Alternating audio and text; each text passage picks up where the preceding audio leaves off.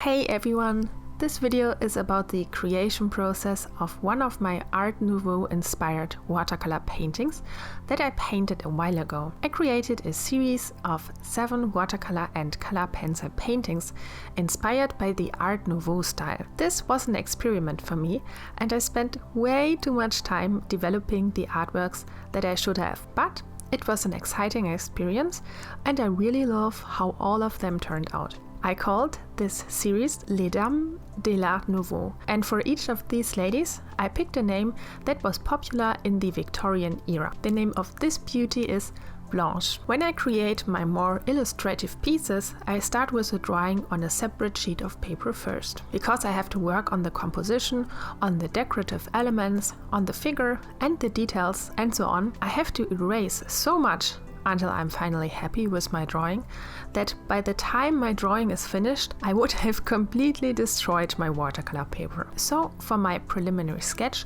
I always use a separate sheet of paper, preferably printing paper, because if I don't like my sketch, I can just throw it away without feeling bad that I have wasted some valuable sketching paper. The next step for me is to scan the artwork and add some final touches in Photoshop. Sometimes I think that this is really a long and time-consuming process, but I know that my art gets better when I do check for symmetry or straight lines, for example when I used geometrical shapes in my artwork. Then I print out the sketch to a size that fits the size of my paper and I transfer it with graphite transferring paper onto my watercolor paper. I tape my piece of paper down onto a wooden sheet with artist's Scotch tape that I buy from Boesner in Germany. By the way, all materials that I use are down in the description of this video. If you like working with watercolors as much as I do, because this medium is just wonderful, so quick, has no drying time, and you can paint wherever you are,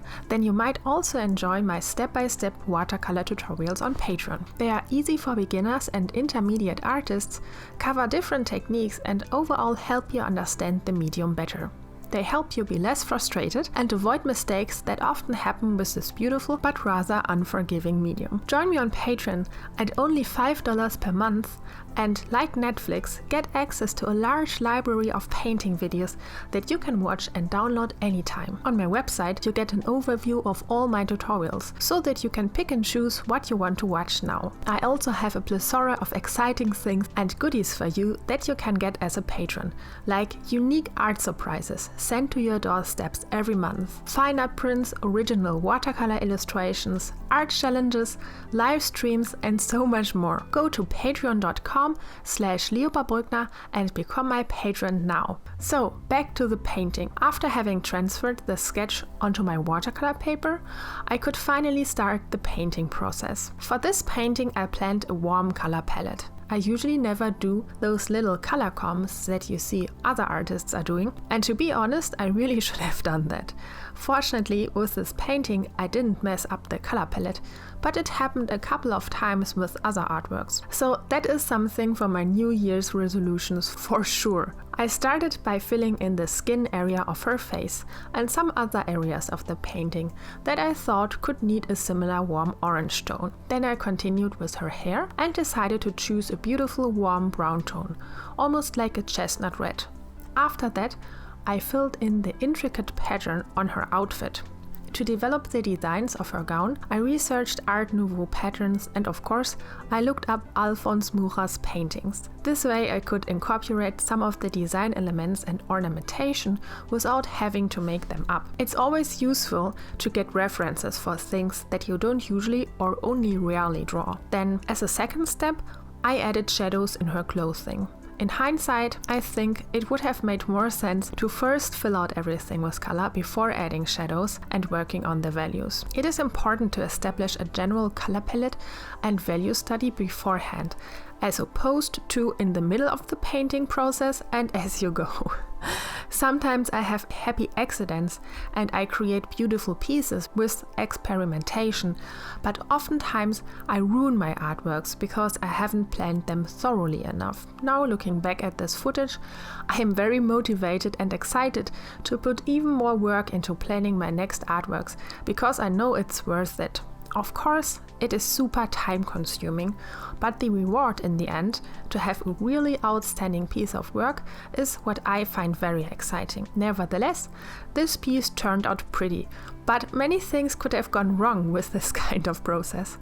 I believe some artists have a very good eye for colors and design, and this process doesn't bother them at all, and they can make the best works only with experimentation.